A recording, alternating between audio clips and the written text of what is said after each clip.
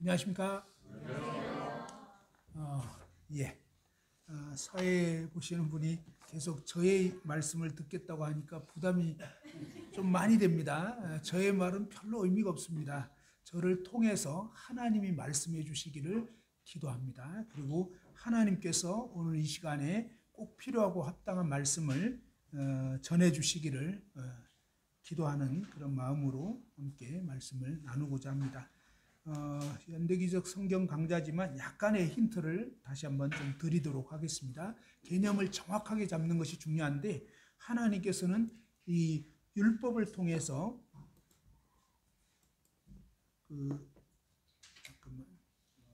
율법을 통해서 이 하나님의 이 율법, 그죠? 계명은 우리 말로 하면 계명 이렇게 하니까 참 이 느낌이 안 오더라고요. 쉽게 이해할 수 있는 게 뭐냐면 명령입니다.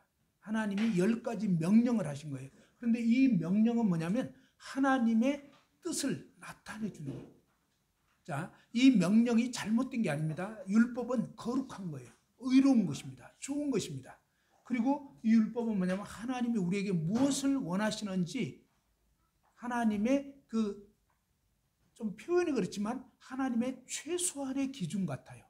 우리 인간에게는 엄청 높은 기준 같은데 하나님 편에서는 최소한 요 정도는 해야 된다, 요 정도는 돼야 된다라고 참 하나님 편에서는 제일 낮은 기준을 제시한 거였지만 우리 인간 편에서는 그것도 지킬 수 없는 정말 도저히 불가능한 죄인임을 깨닫게 하려고 하나님이 이 율법을 주신 것입니다. 그러니까 첫 번째 율법은 하나님이 지키라고 주신 거 맞아요. 그런데 지키다 보면 지킬 수 없는 죄인임을 깨닫게 되는 것입니다. 그러면서 하나님이 원하신 뜻은 뭐냐면 마치 우리 인생은 이런 볼펜과 같다는 거죠. 이 볼펜 둘 다 무슨 색깔을 낸다고요? 네, 둘 다 검정색입니다. 근데 이렇게 하얀 것이 더 많은 이 볼펜은 절대 자존심이 허락지 않습니다. 나보고 이렇게 이쪽에 시꺼먼 볼펜하고 똑같은 취급을 하는 것은 참 기분 나쁘다. 저는 상당히 하얀 부분이 많다라고 우기는 것이 뭐냐? 바리새인의 모습인 것입니다. 세리는 이렇게 완전 시꺼먼 죄인, 바리새인은 겉으로는 상당히 하얀 것 같은, 그런데 하나님 보실 때는 둘 다 똑같은 시꺼먼 죄인, 둘 다 지옥 불못에 떨어질 수밖에 없는 죄인, 그것을 깨닫게 하려고 하나님은 십계명, 율법 이런 것을 주신 것입니다. 이 법을 통해서 하나님은 우리 인생이 저와 여러분 모두가 할 것 없이 100% 지옥행이고 절망적 죄인이구나, 할 수 없는 죄인이구나, 완전히 안 되는 거구나, 이겁니다. 그러면 이런 상태에서 뭡니까? 하나님은 하나님 편에서 100% 하나님이 구원자를 보내주시는 것입니다. 그리고 하나님이 보내신 구원자이신 이 예수 그리스도를 통해서 그 예수 그리스도가 다 해버린다는 것입니다. 그리고 그분을 믿고 의지하라는 것입니다. 그래서 우리의 구원은 그리스도인 거고, 우리의 삶도 뭡니까? 내 힘으로, 내 노력으로, 애씀으로가 아니라 오직 예수님을 의지할 때, 주님이 나를 통해서 사실 때, 그분의 말씀이 나를 통해서 순종될 때, 내 인간적인 생각은 이랬는데 말씀이 이렇게 돼 있으니까, 그죠? 예를 들면 누가 나한테 불쾌하게 했어요? 그러면 우리의 육신의 반응에서는 바로 그냥 나도 맞상대하고, 욕을 받으면 나도 욕하고, 그죠? 더 때리고, 이것이 우리의 과거의 모습인데, 주님 앞에 나아갔을 때 주님께서는 원수를 사랑하라 그러니까 뭐지? 저렇게 원수같이 했는데 사랑하라고? 근데 어떻게 할 수 있냐? 못해요. 그래서 뭐냐? 주님, 저는 못합니다. 근데 주님께서는 하라고 했는데 왜 하라고 했냐면 우리가 나쁜 나무라면 그런 말씀을 한 게 아니에요. 이제는 뭡니까? 거듭난 새 피조물이 되어버리면 우리 안에 계신 그리스도로 인해서 이 말씀을 저와 여러분이 주님을 순종할 때 할 수 있게 되는 거예요.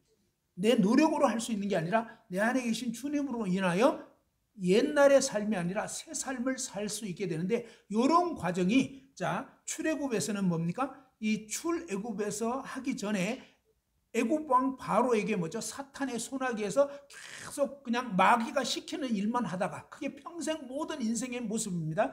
그러다가 예수 그리스도의 놀라운 보배로운 피로 구원함을 받게 되어서 이제 출애굽하게 된 거예요. 바로의 손아귀에서, 마귀의 손아귀에서 벗어났어요. 그리고 이제 홍해가 홍해가 가로놓여서 이제 홍해를 건너게 되잖아요. 사실 어떻게 보면 침례의 모습을 나타내기도 합니다. 그런데 이 홍해와 요단이 참 아주 두 측면을 나타내 주는 거예요. 어떤 면에서 하나님 편에서 갈라버린 거고, 요단은 내 편에서 믿음으로 화합하는 것이고, 그죠? 그래서 둘 다 어떻게 보면 침례의 의미를 나타내 주고 있는데, 한 면은 뭐냐면 하나님 편에서는 해주셨는데, 그리고 이제 이스라엘 백성들이 광야로 갔잖아요. 그때는 뭡니까?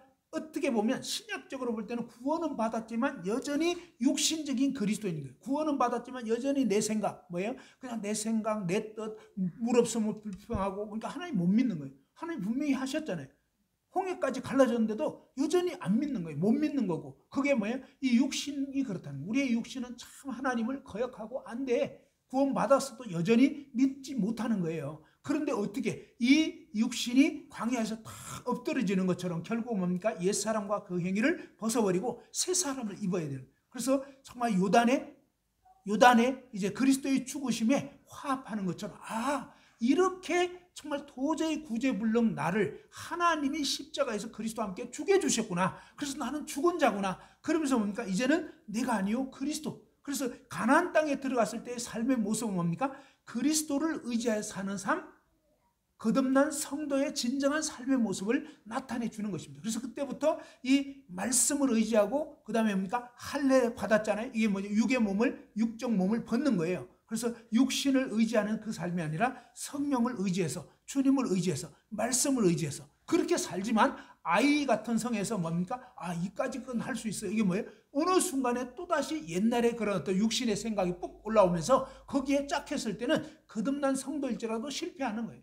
승리하는 그리스도인의 삶을 살려면 날마다 내가 아니요 그리스도, 그죠? 내 힘으로 뭔가를 하려고 하면 잘 안 돼요. 그래서 주님을 의지하고 주님을 힘입을 때 주님으로 말미암아 승리하는 삶을 살게 되는, 그래서 가나안의 유업을 차지하는, 말하자면 뭡니까? 그리스도인의 상급이 쌓이는 삶, 이것은 뭡니까? 그리스도의 부활 생명으로 살고 말씀을 순종하는 삶, 내 육신의 감정과 생각과 이걸로 사는 것이 아니라, 성경이 어떻게 되냐, 그죠? 내가 당했어도 주님 앞에 나가, 그럴 때 주님이 원수 사랑하라. 예, 알겠습니다. 그리고 그 말씀대로, 그럼 어떻게 하죠? 할 때 주님이 어떻게 할지를 그때그때 인도하심을 따라, 그러니까 성령의 인도하심을 따라, 말씀의 이끄심을 따라, 그리고 내 자아와 내 육신의 힘으로가 아니라 주님 의지해서 살아갈 때 가나안의 유업을 얻는 그런 승리하는 그리스도인의 삶을 살게 되는 것이 구약의 이 출애굽과 광야와 가나안의 이런 삶의 모습이다 하는 겁니다. 제가 성질이 급해서 일단 그냥 요거는 연대기 열외에 약간의 팁을 드린 겁니다. 자, 이제 본론적으로 오늘 전할 말씀, 이제 승막과 이스라엘의 역사를 볼 텐데, 십계명을 통해서 하나님은 그분 자신의 최소한의 뜻을 나타내 주신 거예요. 어떻게 보면 나 외에 다른 신을 위하지 말라. 사실 이 말씀은요, 하나님이 우리 인간을 지었고 사실은 하나님밖에 없는 거예요. 사실은 우상은 거짓인 거예요. 다 거짓 신들은 가짜예요. 없는 거예요. 그리고 잘못된 거라고. 그거 쫓아가면 망하는 거거든요. 그러니까 마치 부모가 자식을 너무 사랑하고 아끼니까 뭡니까? 주변에 유괴범도 드글드글거리지, 막 보이스피싱범도 드글거리지, 이러니까 뭡니까? 아무 사람 말 쫓아가지 마라. 내 말만 들으라. 이 말은 왜냐면 세상에서는요, 부모 외에는 누가 진짜 이 자녀를 아끼고 사랑하겠냐 이거예요. 무슨 말인지 조금 이해되나요? 자식을 낳아보니까 그렇더라고요. 제가 그런 비유했죠. 저는 이기적인 사람인데 제 본성상은, 근데 뭡니까? 어떤 존재가 나타났는데 나보다 정말 거짓이 요만큼도 없이 나보다 잘났으면 좋겠어. 미남이었으면 좋겠어. 나보다 알통이 더 컸으면 좋겠어. 나보다 막 머리도 더 똑똑하면 좋겠고, 나보다 정말 은사도 더 뛰어나고 하나님께 더 쓰임받고, 정말 희한하게 거짓이 하나도 없이 진짜 잘 됐으면 좋겠는데 누구겠습니까? 예, 옆집 자식이 아니고 구원 받았음에도 불구하고 내 자식 잘 됐으면 좋겠더라 이거예요. 이게 참 부모 마음이잖아요. 그러니까 타락했지만 우리에게 그래도 남겨진 흔적이 있더라고요. 그게 뭐예요? 이 부모 자식 간에 자식 사랑하는 마음. 그죠? 이것은 우리 인간이 타락했음에도 하나님이 그래도 그런 어떤 것을 남겨두신 것 같아요. 그런데 하나님은 뭡니까? 죄가 없는 분이니까 우리에 대해서 어떤 마음, 하나님 다 우리가 자식인 거예요. 그게 감사하고 놀라운 거죠. 하나님은 뭐 누구만 자식이 아니에요. 10손가락 깨물어서 안 아픈 손가락이 없다는 것처럼 하나님에게는 우리 모든 인생들이 사실은 뭡니까? 특히 거듭난 그리스도인들은 진짜로 하나님 자식이거든요. 하나님 마음이 온통 우리에게 있는 거죠. 뭐죠? 왜 나 위에 다른 신 위하지 말라. 이 말은요, 우리 식으로 생각하면 야, 하나님 너무 이기적인 것 같아 이런데 그런 뜻이 전혀 아닌 거예요. 정반대예요. 뭐냐, 하나님 우리를 너무 사랑해요. 하나님 마음은 우리에게 있는데 하나님 외에는 우리를 진정으로 뭡니까? 복되게 할 존재가 없는 거예요. 이 세상에. 여러분, 왜 여러분이 마음의 상처를 받았죠? 그동안 살면서 하나님 믿었다가 상처받았어요? 사람 믿었다가 상처받았어요? 뻔해요. 하나님 분명히 있거든. 사람 믿지 말라고. 사람은 다 거짓되다고. 목욕탕 갔다가 그랬잖아요. 그냥 아빠가 들어갔는데 아우 시원하다 막 이래가지고 아들도 같이 이제 들어갔는데 시원한 줄 알고 너무 뜨거운 거예요. 그러니까 이 세상에 믿을 놈 하나도 없다고. 무슨 말인지 알아요? 아버지인데도 불구하고 뭐야 시원하다 했더니 시원한 줄 알았더니 아버지는 시원하지. 연세 드셔가지고 막 삭신이 쑤시고 이러는데 뜨거운 물 들어가니까 막 몸이 풀어지는데 아들은 지금 아주 파릇파릇한데 그냥 멋모르고 들어갔다가 막 너무 뜨거운 거야. 아 뜨거워 막 그냥 그죠? 근데 우리 하나님은 그런 아버지가 아니라 우리를 정말로 아시고 우리의 모든 것을 아시고 우리의 신음조차도 들으시는 너무나 놀라운 분이에요. 그래서 그 하나님 온 마음이 우리에게 우리를 너무 사랑하는데 우리 인간이 거짓 것에 속아가지고 갈 때 얼마나 가슴이 아파요. 여러분 생각, 여러분 자식이 보이스피싱 당해서 막 몇 천만 원, 몇 억을 잃어버린다. 가슴 아파요, 안 아파요? 아프니까 하나님이 나 외에 다른 신 위하지 말라. 내 말 외에 딴 거 들으면 그 거짓말이야. 사탄의 말이야. 너희를 파멸시키려고 하는 거니까 절대 그런 말 들으면 안 돼. 라고 하는 것이 뭡니까? 하나님 아버지 마음이에요. 그래서 이 계명이 막 우리를 옥죄는 그런 게 아니에요. 사실은. 원래는. 근데 우리가 타락했기 때문에 여러분 그렇잖아요. 부모 자식 간의 사이가 안 좋으면 부모 말이 매사에 잔소리를 들리는 거예요.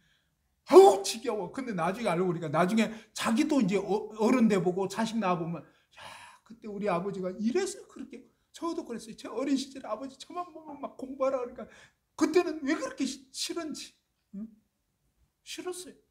근데 나중에 크고 보니까 야 아버지가 얼마나 안타까운지 그죠?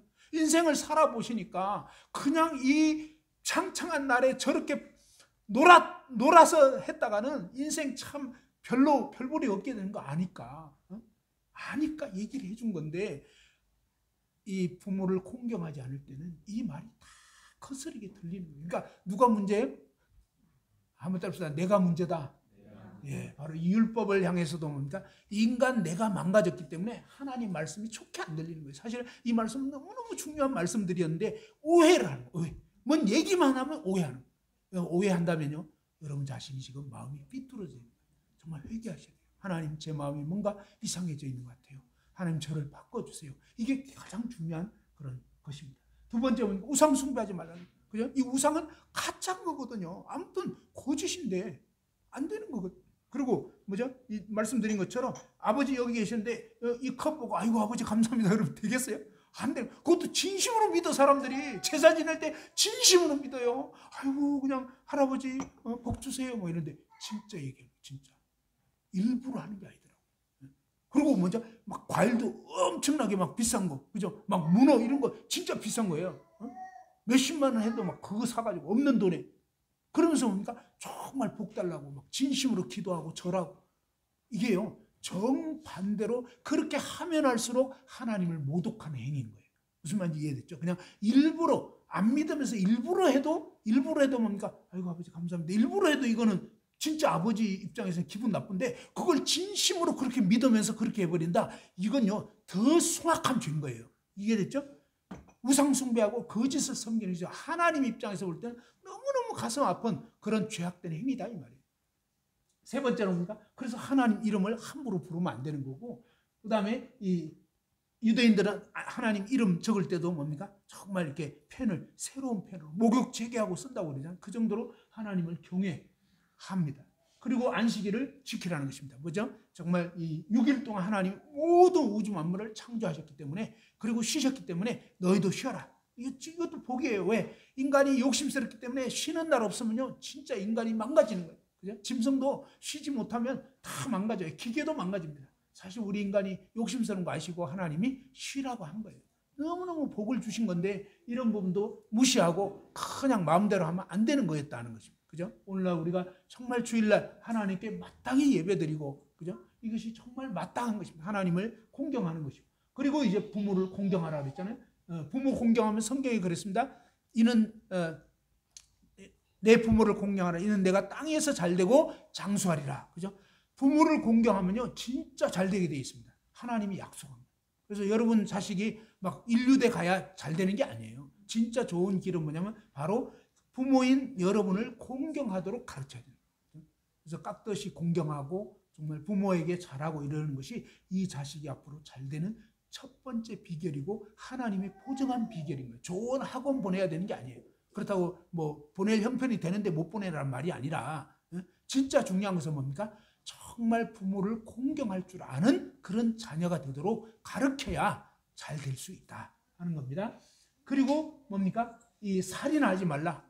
이 살인하지 말라는 게 뭐예요? 마음으로 누구를 미워하는 것도 살인인 거예요. 그래서 정말 여러분 마음 가운데 정말 누구를 미워했다. 그건 정말로 이 무서운 죄인 겁니다. 살인죄를 지은 거예요. 그 다음에 간음하지 말라. 이것도 뭡니까? 음란한 생각을 품고 있는 것도 간음이라는 것입니다. 그래서 정말 하나님의 기준이 얼마나 엄연한지, 그리고 도둑질하지 말고 거짓말하지 말고 남의 것을 심지어 탐내도 안 된다는 것입니다. 남의 것 부러워하고, 그죠? 남이 잘 되면 여러분이 왜 다른 사람 막 뒷담화하고 이러니까 많은 경우에 이 시기심 막 이런 거 있어요. 빨리 죄를 회개하고 돌이켜야 되는 것입니다. 아무튼 이러한 하나님의 거룩한 기준은 마지막 10번째 계명은요, 마음까지 딱 원래는요 전부 다 마음도 다 해당되는 거였어요. 신약에 보니까 살인이라는 게 미워하는 거다, 간음이라는 게 마음에 여자를 보고 음욕을 품어도 간음이다. 그러면서 뭡니까? 원래는 이 계명이 껍데기만 얘기한 게 아니었단 말이에요.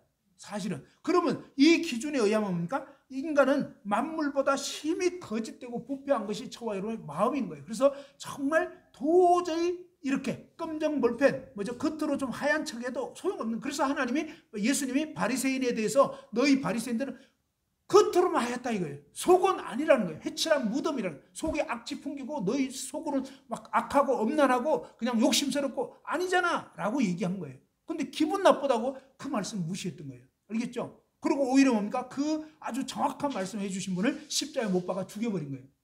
참 인간이 얼마나 악한지요. 그냥 결국 뭡니까? 내 고집 피우느라고 결국 예수님을 못 박아 죽이는 그런 악을 자행했다.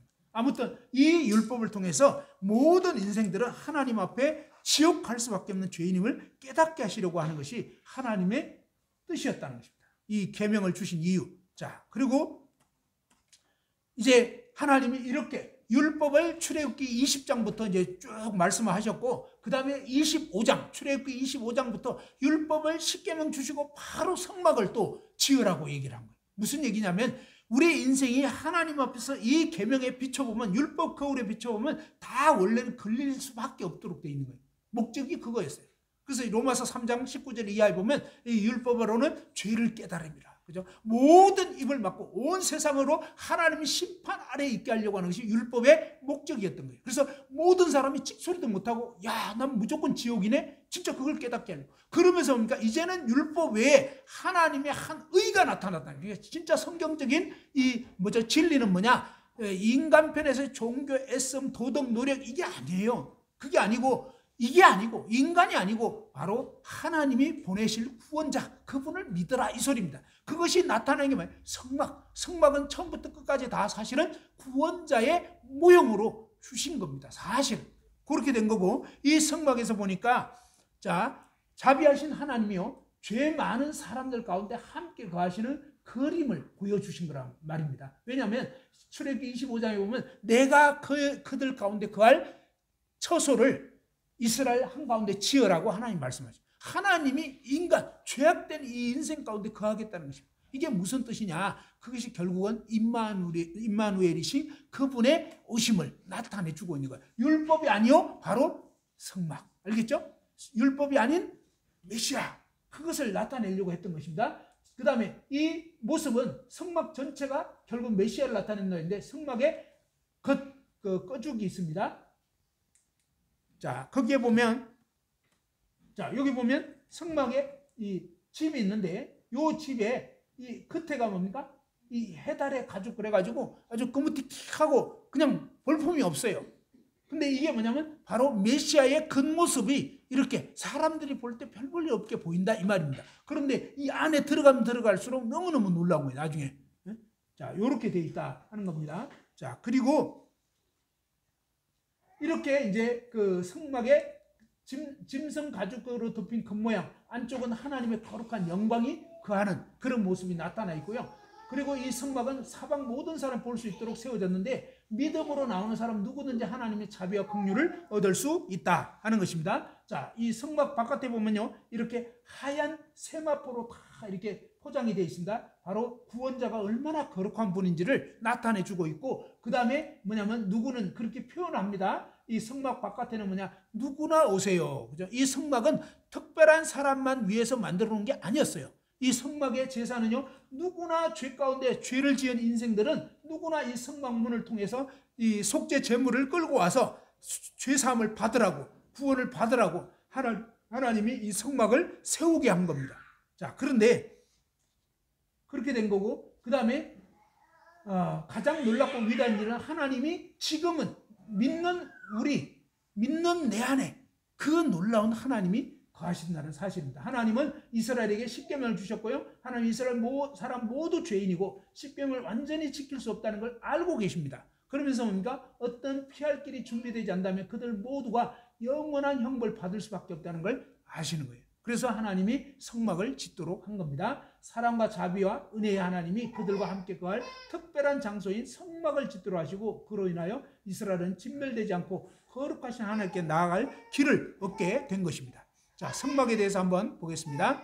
출애굽기 25장 1절에서 9절에 보면 나와 있는데, 자, 성막은요, 어떻게 하나님께 우리가 나아올 수 있는가를 가르칠 목적으로 지어졌다는 것입니다. 성막은 하나님의 지시대로 지어져야 했고요. 그 다음에 이 가인은 하나님이 명하신 방법을 거부한 채 자기 방법으로 나갔기 때문에 거절을 당했다는 거죠. 예전에 가인의 제사, 아벨의 제사 우리가 보았잖아요. 그죠? 그러니까 가인은 뭐냐면 부모를 통해서 하나님 말씀이 들려졌지만 가인은 자기 방법대로 나간 거예요. 자기 식대로. 그러니까 오늘날 많은 사람들이 그러니까 내 식대로 비나이다 백날 해도 안 되는 거예요. 그 다음에 아무 종교나 진심으로 믿나이다 다 헛방이라는 거예요.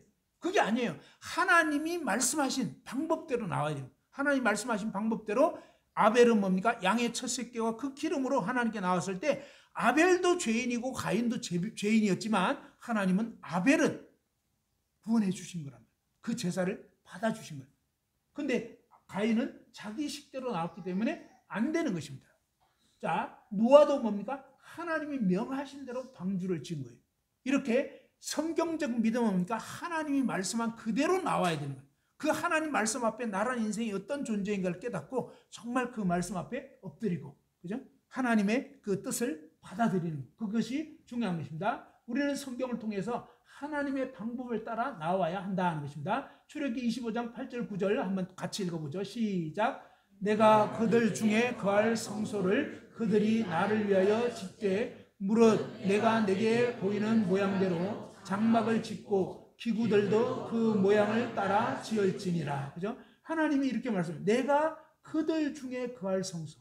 어떻게 이 죄 많은 인생들 가운데 하나님의 거룩한 집을 세우시고 하나님이 임재, 하나님이 함께 하시겠다. 그런 집을 짓겠다 이 말입니다. 이 성소가 성전이 되고 나중에 솔로몬 성전이 되고, 이 성전이 뭡니까? 예수님이 너희가 이제 이 성전을 헐라 내가 다시 사흘 만에 지으리라. 그러면서 진짜 성전은 그분이고 그분을 믿는 우리가 이제 정말 신약시대 우리가 성전이 되는 거예요. 우리가 이렇게 되는 것입니다. 자, 이렇게 되어 있고 내가 내게 보이는 모양대로 장막을 짓고 기구들도 그 모양을 따라서 지으라고 말씀하신 것입니다. 성막 모습이 이렇게 되어 있습니다. 여기 보면 쭉 이렇게 세마포 아주 하얀 그런 천으로 이렇게 성막에 울타리를 짓게 되고요. 그 다음에 요 크기가 여기가 한 50m 정도, 요거는 한 25m 정도 됩니다. 자, 이렇게 되고 그 다음에 요 문은 약 10m 정도 되는 아주 넓은 문. 그래서 뭡니까? 아무리 뚱뚱한 분들도 전혀 부담 없이, 그죠? 하나님은 아무도 제외되지 않다. 왜? 세계에서 가장 뚱뚱한 사람도 10m는 안 됩니다. 알겠죠? 한 5m까지 될지도 몰라요. 누구는 막 트럭으로 실어야 되더라고요. 너무 뚱뚱해가지고. 근데 그런 사람도 들어올 수 있다는 거죠. 그래서 하나님은 어떤 사람이든지 어떤 죄인이든지 다 구원받기 원하는 거예요.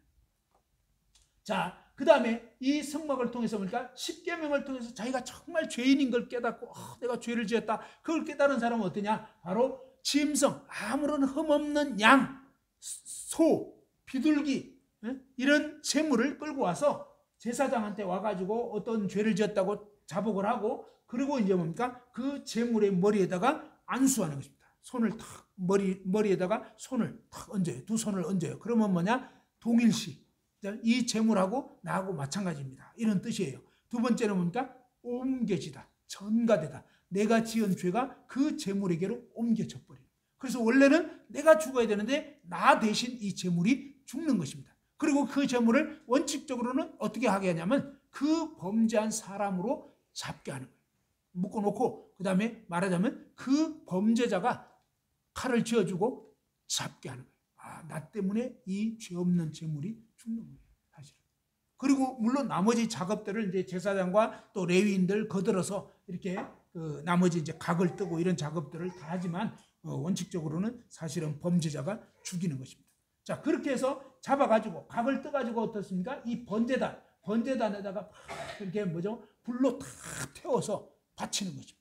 그렇게 해서 이 불심판을 받는 것처럼 그 제물이 나 대신 심판을 받는다. 이런 얘기입니다. 받았다. 자, 이 번제단이 마치 이제 십자가를 나타내는 것입니다. 이 번제단에 이렇게 제물이 다 이렇게 바쳐지고 제물의 피를 따로 받아가지고 그 피를 요 번제단 네 뿔이 있는데 여기에 그 지은 사람의 죄를 여기다 기록을 해놓게 되어 있어요. 그 기록된 죄에다가 그 제물의 피로 싹 발라버리면 그 죄의 목록이 가리워지는 거예요. 그래서 우리 모든 죄가, 내 모든 죄가 가려지고, 그 다음에 이제 뭡니까? 제사장이 이제는 그 제물의 피를 가지고 이제 들어가는 것입니다. 원래는 이제 그렇게 됩니다. 여기에는 물두멍이라고 있는데, 여기에는 제사장이 손과 발을 씻고, 그 다음에 항상 이렇게 여기 성소 안으로 이제 들어가는 것입니다. 여기 앞부분은 성소, 뒷부분은 지성소. 성소는 거룩한 방, 지성소는 지극히 거룩한 장소. 이렇게 되고, 여기에 이제 하나님이 제물의 그 피를 잘 받으셨다 인정하면 이렇게 하나님의 영광의 구름이 쫙 올라오게 됩니다. 그러면서 하나님이 우리의 제사를 받아주셨다 이런 뜻이 되고, 그 다음에 대제사장이 1년에 한 번 속죄일에 이렇게 짐승 제사에 그 제물의 피를 가지고 성소를 지나서 이제 지성소로 들어가게 됩니다. 여기에 보면 이제 성소와 지성소의 단면도가 나와 있는데, 이 성소 안에는 뭐냐면 여기에 그 12덩이의 떡을 이렇게 올려놓는 진설병이라고 떡상이라고 하는 것이 있습니다. 여기에는 이스라엘 12지파를 상징하는 12덩이의 떡을 올려놓게 합니다. 그리고 이제 뭡니까? 여기에는 7금촛대가 있는데 이 안에는 지금 다 이렇게 장막이 덮여져 있기 때문에 깜깜한 것입니다. 원래는. 그런데 여기에 뭡니까? 이렇게 금촛대에 7금촛대에 불을 밝히기 때문에 이 불빛으로 인해서 여기 이제 쫙 비춰지고요. 그 다음에 이 안에가 다 사실은 금입니다. 그래서 또 이렇게 찬란하게 빛날 수 있게 되고요. 그리고 이제 여기가 분향단입니다. 여기는 이제 이스라엘 백성들의 기도, 향연을 이렇게 향을 사르게 되어 있는데 이 향이 살라지면서 마치 그 기도가 올라가는 것 같이 이렇게 되는 거고, 이렇게 성소와 지성소 사이에 이런 두꺼운 천이 여기 한 약 10cm 두께라고 합니다. 이 두꺼운 천으로 가로막혀 있는 이것을 뭐냐면 휘장이라고 합니다. 이 두꺼운 휘장이 가로막혀 있는 것은 바로 죄인된 우리 인생과 거룩하신 하나님 존전에 우리는 죄 때문에 죄가 막혀서 들어갈 수가 없다는 거예요. 원칙적으로. 그런데 대제사장이 1년에 한 번 이 휘장을 지나서 이 안으로 들어가는 것입니다. 그리고 이제 결국은 이제 구원자가 나중에 이 휘장을 이제 구원자의 죽음으로 휘장이 확 갈라지는 그런 엄청난 일이 일어나게 되는데, 아무튼 이제 이 지성소가 있게 됩니다. 지성소는 들어가 보면 이런 모양으로 되어 있습니다. 자, 지성소에는 지성소에 이런 그 네모난 상자가 있죠. 요거를 뭐냐면 법궤, 언약궤, 점거궤 여러 가지 표현을 사용하고 있는데, 요 법궤 안에 사실은 모세의 그 십계명 돌판을 넣게 되어 있습니다. 처음에는 이제 아론의 쌍난 지팡이 또 뭐였죠? 예, 만나를 담은 항아리 이런 거 있었지만 시간이 지나면서 나중에는 이제 법궤 그 돌판만 이제 여기에 들어가 있었던 거예요. 자, 아무튼 이렇게 되면서 이 대제사장이 속죄 제물의 피를 가지고 와가지고 요 법궤의 뚜껑, 요거를 뭐냐면 속죄소 혹은 시연좌 이렇게 해서 죄가 갚아지는 장소, 은혜가 베풀어지는 장소 해가지고 10절에서 뚜껑에다가 그 속죄제물의 피를 쫙 붓습니다. 그러면 어떠냐면 이 피가 쫙 부어지면서 여기에 천사들이, 두 천사가 보고 있어요. 이건 뭐냐면, 자, 여기 밑에는 뭡니까? 돌판, 십계명이 있어요. 사실은 이 십계명에 비추면 우리 인간은 다 죄인이에요. 멸망할 수밖에 없는데, 그런데 뭡니까? 이 속죄제물, 흠없는 제물에 피가 흘려져 버렸기 때문에 천사가 봐도 어때요? 이 피로 죄가 쫙다 가려져 버려요. 그리고 이런 속죄 제사가 탁 드려지게 되면, 그러면 뭐냐면 원래는 이스라엘은 7월 10일 1년에 한 번 속죄일날 속죄 제사가 딱 드려지잖아요. 그러면 이스라엘 백성이 1년 동안 지은 모든 죄가 다 없어지는, 하나님이 그 죄에 대해서 이제는 더 이상 묻지 않는, 이게 하나님이 그렇게 말씀한 거예요. 근데 이것이 결국은 나중에는 궁극적으로 뭡니까? 구원자에 의해서 완전히 우리 모든 죄가 영원히 갚아지고 해결돼 버리는 그런 엄청난 그 비밀을 담겨 놓은 것입니다. 아무튼 이렇게 돼 있고요. 여기가 아까 그 휘장이 쫙 이렇게 가로막혀 있고, 여기 휘장에는 천사의 이런 모습을 이렇게 수놓아서 이렇게 돼 있습니다. 자, 아무튼 이 전체가 다 지금 금으로 돼 있는 겁니다. 금은 하나님의 그 어떤 신성을 나타내주고 있고요. 하나님이 거하시는 곳이 너무나 거룩한 그런 곳이다. 이걸 나타내 주는 것입니다. 자, 성막의 구조에 대해서 지금까지 설명을 다 했기 때문에 더 이상 할 말이 없습니다. 자, 성막 제사는 이렇게 흠없는 양, 염소, 소, 비둘기 이런 제물로 사용하도록 하고, 반드시 흠이 없어야 되고, 그 다음에 히브리서 9장 22절 말씀 다 같이 한번 읽어보죠. 시작. 율법에 따라 거의 모든 물건이 피로써 정결하게 되나니 피름이 없은즉 사함이 없느니라. 예, 자, 이 율법을 따라서 하나님의 이 계명을 비추어 봤을 때, 명령을 비추어 봤을 때 거의 모든 물건, 이 말은 거의 모든 죄인은, 그죠? 모든 죄인은 피로써 깨끗하게 될 수 있다. 피가 없으면 안 되는 거예요. 피 흘림이 없으면 죄 사함이 없는 거예요. 어떤 사람은 예수님을 좋아한다 하면서도 예수님의 어떤 도덕적인 것만 믿는 거예요. 그거는 헛방이에요. 천국 못 가요. 그러니까 이 피를 흘린다는 것은 죽어 마땅한 죄인이라는 걸 인정하는 거고, 그분이 바로 죽어 마땅한 죄인인 나 때문에 그분이 돌아가셨다는 걸 제대로 믿는 걸 의미하는 거예요. 또 실제로 그런 일을 이뤄놓은 거고, 그래서 그런 분명한 그 원칙이 없으면, 피 흘림이 없으면 죄 용서 없다는 거예요. 그러니까 하나님은 죄를 대충 봐주는 분이 절대 아닙니다. 그래서 하나님이 얼마나 공의로운 분인가, 얼마나 사랑이 많은 분인가, 이게 뭐죠? 이 균형 있게 분명하게 인식이 돼야 된다 하는 겁니다. 자, 그 다음 읽어보죠. 시작. 육체의 생명은 피에 있습니다. 내가 이 피를 너희에 주어 제단에 뿌려 너희의 생명을 위하여 속죄하게 하였나니 생명이 피에 있으므로 피가 죄를 속하느니라. 그죠? 그래서 이 의미가 정말 마음으로 믿어진 날이 구원받은 날이에요. 그래서 교회를 다닌다 해도요, 이거 맨날 들어도 찬송 불러도 마음으로는 이게 내게 아니야. 그리고 별로 이게 무슨 의미인지 별로 생각이 안 돼. 이런 사람은 구원받은 사람이 아니에요. 그냥 종교인이지. 자, 속죄 제사를 어떻게 드렸냐? 아까 설명드린 것처럼 어떤 평민 한 사람이 하나님의 명령 중에 한 개라도 부지 중에 나도 모르게 쥐었어. 자, 모르게 쥐었으면 죄일까요? 아닐까요? 이 사람들의 문제가 그거예요. 나도 몰랐다 이거예요.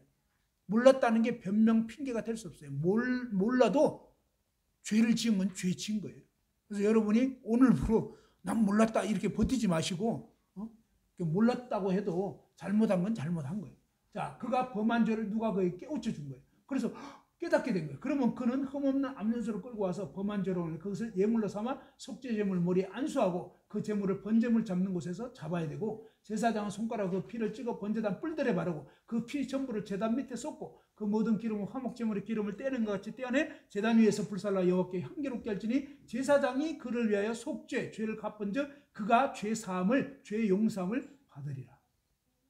그러나 여기서 짐승의 이 피가 정말 인간이 지은 죄를, 그 죄의 대가를 치를 수 있는 것일까라는 것입니다.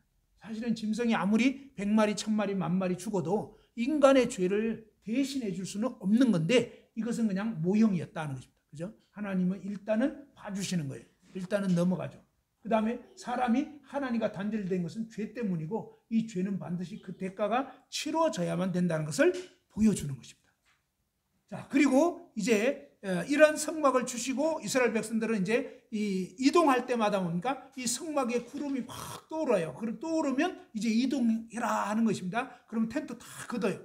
그리고 이제 이 레위인들은 이 성막 이것을 레위 지파 가운데 이제 그 안에 그 있어요. 고핫, 머라리, 게르손 해가지고 그들이 이제 각각 분담 맡은 그거 있습니다.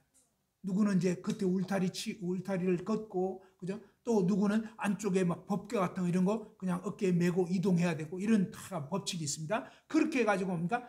장막을 다 걷어가지고 이제 이스라엘 백성들이 구름 기둥이 이동하는 데 따라서 이동하다가 구름 기둥이 딱 멈추게 되면 여기에 이제 텐트 치라는 뜻입니다. 이렇게 해가지고 이스라엘 백성들이 텐트를 치면 항상 한가운데는 바로 이 법궤를 성막을 세우도록 한 것입니다.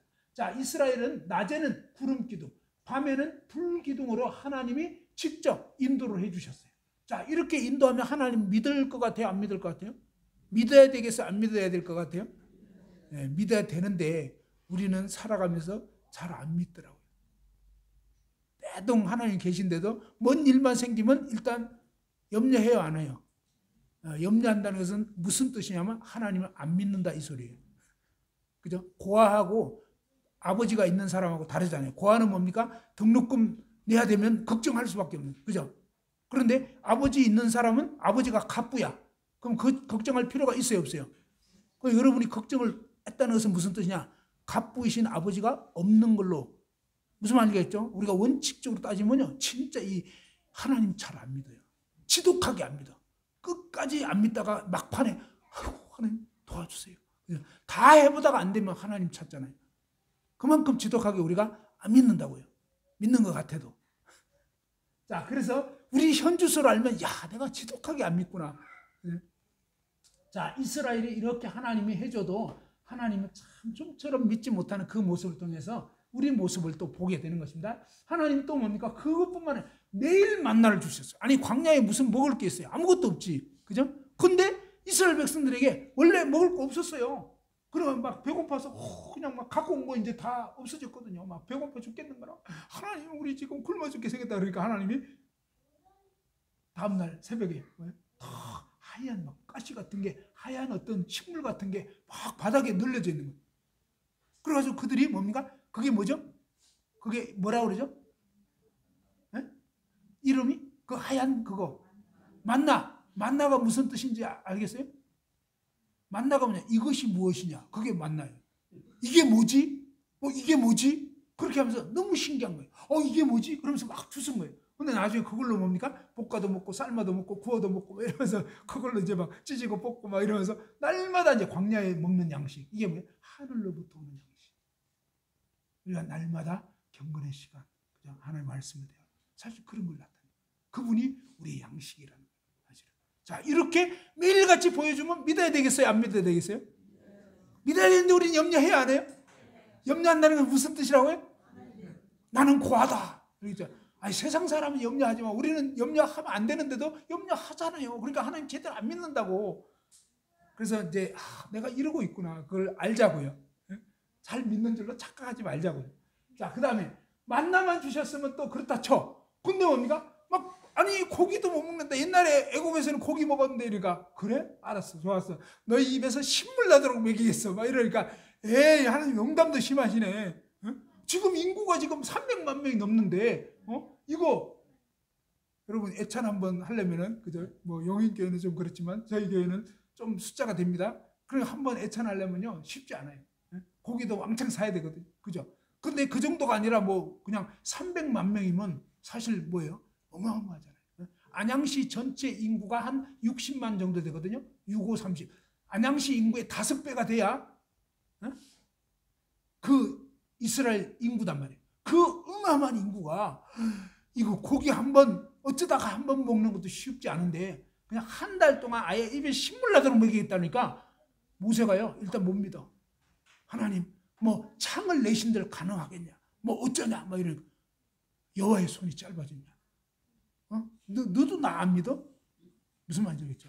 우린 진짜 저부터 진짜 하나님을 하나님으로 믿질 않더라고.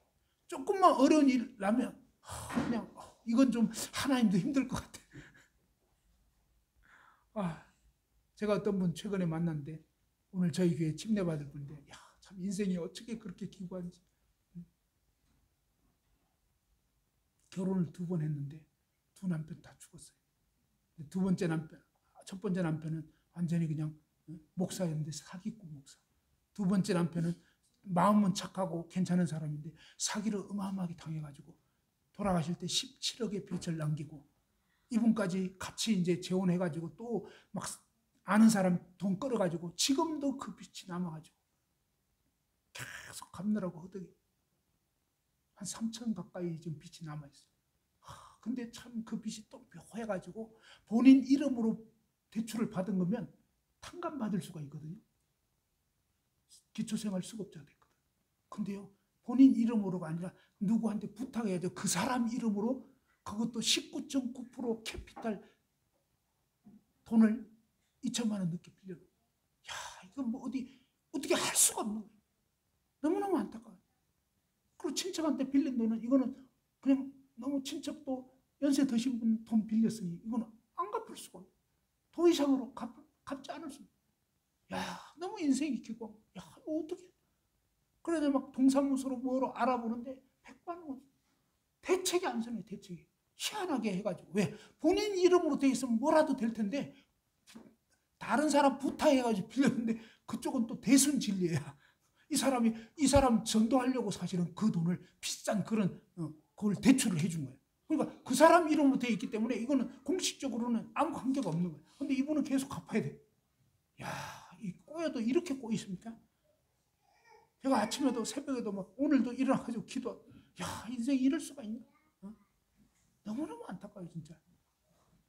그러니까 구원도 받겠지만 이 꼬이니까 구원을 받지. 자, 아무튼 우리 인생은 이렇게 참 정말 안타깝고 이러는데 하나님이 매일 만나를 주시고 메추라기를 주시고 물도 공급해 주시고 그 다음에 그런데 뭡니까? 이 가나안 족속들은 너무너무 악한 거예요. 하나님이요 이 가나안 족속들을 싹 다 진멸하라고 그랬어요. 하나님 모르는 사람들은 야 하나님 너무 잔인해. 그게 아니에요. 하나님이 기회를 줬어요. 이 가나안이 회개할 기회를 줬는데 끝까지 회개하지 않고 가나안 족속 완전 썩어버렸어요. 완전. 성적으로 너무너무 문란해. 그리고 막 애기들을 그냥 몰렉 신에게 바쳐. 그냥 완전 악해요. 완전. 그래서 도저히 이 족속하고 섞였다가는 이스라엘 백성들이 완전히 망가질 걸 아시기 때문에 진멸하라고 한 거예요. 근데 그것도 뭡니까? 당장 진멸한 게 아니라 기다렸던 거예요. 그래서 이제 드디어 때가 된 거예요. 그 죄악이 너무 관영한 거예요. 소돔 고모라도 도저히 개선의 여지가 없을 때 하나님이 심판이 임하는 거예요. 죄에 대해서 하나님 반드시 심판하신 거예요. 그래서 이 가나안 족속들이 너무너무 악했기 때문에 하나님은요 그들과 절대로 결혼하면 안 된다. 그리고 그들을 진멸해야 된다라고 했던 것입니다. 그리고 하나님께서는 이제 그 땅을 주실 계획을 세우셨는데 이것은 뭡니까? 영적으로 생각하면 뭡니까? 내 육신이 그렇게 악하다는 것입니다. 하나님은 이 육신에는 선한 것이 가지 않는 거예요. 그래서 더 이상 내 육신과 짝하지 말으라고. 오직 주님이 나를 다스려야 된다고. 그죠? 내가 주인된 삶은 아니라고 계속 말씀한 겁니다. 자, 아무튼 하나님은 아무도 멸망치 않고 다 회개하기를 원하는데 10명의 정탐꾼이 하나님 말씀을 듣고 정탐하러 갔죠. 12명 여호수아 갈렙. 근데 갔는데 그들은 봤죠? 어떻게 봅니까? 뭘 봤느냐? 민수기 13장 32절 이하에 보면 한번 읽어봅시다. 시작. 그가 도전하며 정탐한 땅은 그 거주민을 삼키는 땅이요 거기서 온 모든 백성은 신장이 장대한 자들이며 거기서 렙비 후손인 아낙 자손의 거인들을 보았나니 우리는 스스로 보기에도 메뚜기 같으니 그들이 보기에도 그와 같았을 것입니다. 자, 이 10명의 정탐꾼이 본 것은 뭐죠? 뭘 봤죠? 그죠? 이 가나안 땅에 장대한 거인들, 한마디로 뭡니까? 문제만 본 거였어요. 문제. 그런데 하나님이 약속한 건 뭐였죠? 하나님이 약속한 것은 이런 것입니다. 자, 한번 여기 보면 내가 모세에게 말한 바 같이 너희 발바닥으로 밟는 것은 모두 내가 너에게 주었느니 내 평생에 너를 능히 대적할 자가 없으리니 내가 모세와 함께 있었던 같이 너와 함께 있을 것입니다. 모세에게도 하나님은 뭐냐면 이 가나안 땅을 다 차지하게 해주겠다고 이미 약속을 했어요. 그리고 정탐하기 전에 다 약속했거든요. 너희 지경이 되리라. 근데 이 이스라엘 백성들이 뭘 봤다고요? 뭘 믿었다고요? 보이는 것만 믿은 거예요. 우리도 똑같아요. 우리도 어떤 문제 생기면요 맨날 보이는 것만 믿는 거예요. 교회에 어떤 문제 생기면요 그 문제만 보는 거예요. 그게 아니에요. 하나님을 봐야 되는 거예요. 하나님이 이 일을 통해서 뭘 하려고 하는지. 그죠? 우리는 너무 이렇게 참 우리의 시야가 잘못되어 있는 걸 알아야 돼요. 문제 있는 거 맞아. 거인족이 있는 거 맞다고요. 그죠? 근데 하나님 뭐라고 했냐고요. 다 진멸하게 해주겠다고. 내가 왕벌을 보내가지고 처단하게 해주겠다고 다 했어요, 이미. 그러니까 우리에게는 뭐가 필요하냐면, 뭐가 필요하죠? 우리에게는 하나님의 약속, 하나님 말씀을 믿는 믿음이 필요한 건데, 믿음의 시력이 필요한데, 우리는 뭡니까? 믿음의 시력은 온데가 안 되었고, 문제만 나타나면 문제만 보고 있는 거예요. 그리고 그 문제를 막 얘기하는 거예요. 알겠죠? 교회에서 어떤 어려운 문제가 생겼어. 그러면 여러분 주로 그 얘기 해요, 안 해요? 여러분은 훌륭해서 잠잠하고 있죠? 우리 자매님들 얘기할 때 보면 문제만 막 얘기하는 거예요. 근데 그 문제가 왜 있냐고요? 문제가 왜 있냐면, 한번 답시다. 문제는 문제보다 크신 하나님을 의지하라고 있는 것이다. 그러니까 문제가 있는 것이 문제가 전혀 아니에요. 문제는 하나님이 이 문제 다 주셨잖아요. 그런데 뭡니까? 그 문제를 통해서 내가 있다. 걱정하지 마라. 나한테 의지해라. 그리고 뭡니까? 하나님의 계획이 있는 거예요. 하나님 계획은요, 뭐냐면 하나님은 우리를 이 땅 가운데 살 때에 뭐예요? 우리의 믿음을, 그리고 뭡니까? 구원하신 목적 큰 두 가지가 있습니다. 첫 번째가 뭐예요? 아들 그분의 형성을 본받게 하려고. 우리에게서 뭡니까? 이 육신적인 거 아니고 주님 닮으라고. 원수까지 사랑하는 그 주님 닮으라고. 그죠? 그 다음에 뭡니까? 정말 아직 믿지 않는 영혼들을 정말 인도하라고 있는 거거든요. 그래서 우리 삶에서 어떤 교만한 게 있어요. 그러면요, 하나님이 골고루 칩니다. 가족을 치기도 하고 사업 안 되게 하기도 하고, 그냥 하나님 기가 막혀요. 그래서 하나님 교만한 사람은 대적하는 거예요. 그러니까 근데 그런 거 가지고 막 이렇게 할 필요 없는 거예요. 정말 기도해 줘요. 우리는 또 다 알 수도 없어요. 왜 그런 일이 일어나는지 하나님만 아시고요. 그 하나님의 거룩한 뜻 가운데서 욥이 고난 당해도 우리 모르잖아요. 하나님 다 계획이 있었던 거예요. 그러니까 욥의 친구들이 막 얘기한 건 다 틀렸어요. 그렇죠? 그러니까 우리가 판단하고 평가하는 게 다 틀렸다고요. 그게 아니고 하나님의 어떤 섭리가 있는 거예요. 그래서 잠잠하니 그분께 의탁하고 또 기도해주고. 왜? 그냥 우리도 어려울 때가 있는 거예요. 참 어려울 때 옵니다. 그래서 그걸 통해서 하나님은 우리를 낮추시려고 하는 거예요. 겸손. 그게 중요해요. 교회가 어려운 일이 있어도요, 잠잠히 기도하면요 끄떡 없습니다. 그런데 약간의 작은 문제가 있어도 육신적이면 막 그냥 그거 얘기하느라고 교회가 콩가루 되는 거예요. 교회가 문제 있어서 문제가 아니에요. 바로 주님 의지하지 않으니까 문제가 되는 거예요. 주님 의지하면요 문제가 전혀 문제가 안 돼요. 문제될 필요도 없어요. 문제를 통해서 오히려 뭡니까? 풍랑을 통해서 더 잘 가게 되는 거예요. 알겠죠? 옆으로 샜다. 그죠? 말씀이 옆으로 샜어요.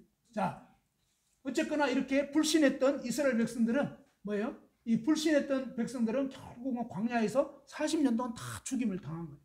근데 여호수아 갈렙은 믿음으로 결국은 가나안 땅에 들어가게 됐던 거고요. 사탄은 하와에게 거짓말했고 가인에게도 또 이렇게 여러 사람들에게 계속, 지금도 우리에게도 거짓말로 계속 역사하지만 이렇게 하나님을 믿지 않는 거, 그게 악한 일이고요. 우리는 계속적으로 하나님 말씀을 믿어야 돼요. 하나님이 교회의 머리이시고, 그죠? 하나님이 주관하신다고 믿어야 돼요. 내 생각, 내 판단 이거 아닙니다. 그거 내려놔야 돼요. 우리는 교만하기 때문에 자꾸 평가하고 판단하고 이러는데, 그 교만과 판단을 주님 앞에 내려놓으면 주님이 내 마음을 바꾸시는 거예요.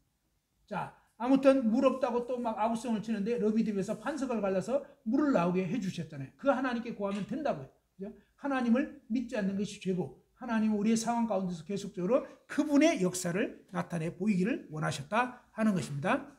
자, 장대 위에 이제 이스라엘 백성들이 막 또 이 광야에 행진하다가 불평, 원망, 막 짜증냈어요. 이 불평, 원망하는 것도 다 죄입니다.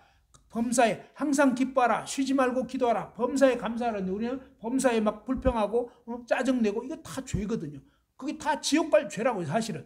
그런데 결국 하나님께서는 뭡니까? 이 멸망받을 이들에게 장대 위에 놋뱀을 매달아서, 그죠? 그 장대에 매달린 놋뱀 쳐다보게 한 거예요.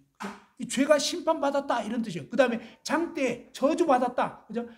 나를 대신해서, 우리를 대신해서 저주받은 그분을 볼 때 그분 때문에 사는 것입니다. 이 놋뱀이 뭔가 신령해서가 아니고 하나님이 하신 그 일을 믿으라는 거예요. 하나님 말씀을 믿고 그대로 바라볼 때 쳐다본 적, 놋뱀을 쳐다본 적 모두 살더라. 모두 살더라.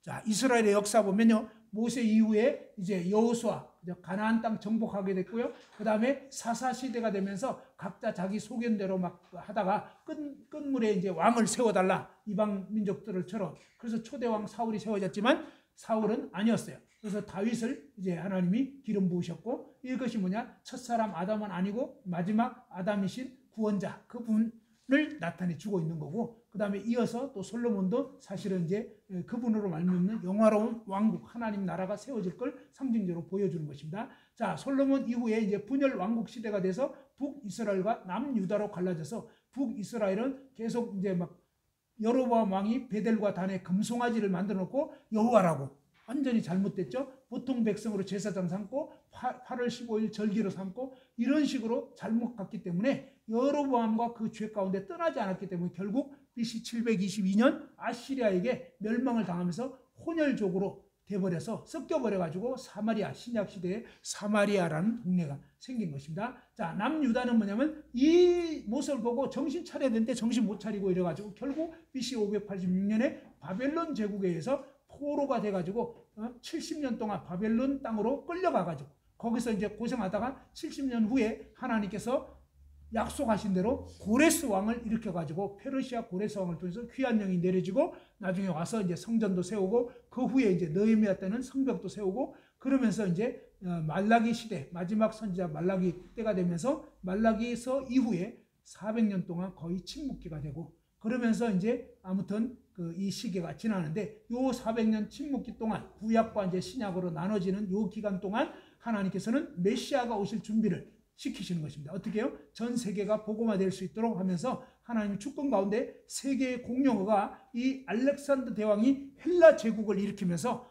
그때 당시를 이제 통일하게 됐어요. 정복하게 돼가지고 그때부터 뭡니까? 이 헬라어가 공용어로 사용이 되게 됩니다. 그래서 지금의 영어처럼 그 다음에 그 헬라어를 통해서 BC 한 200년경 전후로 해서 72역 성경이 준비가 되어서 이 성경을 이제 예수님도 사용하게 되고 사실은 이제 초대교회 72역 성경을 주로 사용을 했습니다. 자, 이런 많은 사람이 쓸 수 있는 성경을 이제 기록하게 하고 번역되게 하고 또 로마로 모든 길이 다 통하게 했습니다. 로마가 다 정복을 해놓고 그 다음에 뭡니까? 유대 민족은 회당을 설치해서 가는 데마다 이 회당에서 모였는데 이것이 이제 초대교회의 어떤 거점이 되고 복음 전할 수 있는 거점이 되도록 이렇게 한 것입니다. 하나님이 사실은 이 모든 역사를 주관하신다는 걸 볼 수 있습니다. 예, 이상으로 아무튼 오늘 시간을 마치겠습니다.